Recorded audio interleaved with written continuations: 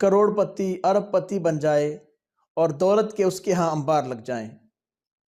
وظائف تو بہت ہیں رزق کی کشادگی کے لیے، پہلے بھی میں بتا چکا ہوں۔ ہر وظیفہ انمول ہوتا ہے، دو اس کی بیسک شرائط ہوتی ہیں کہ ان شرائط کو ملحوظ خاطر رکھے ہوئے انسان اگر وظیفہ کوئی بھی کرے گا اس کو خوب فائدہ پہنچے گا۔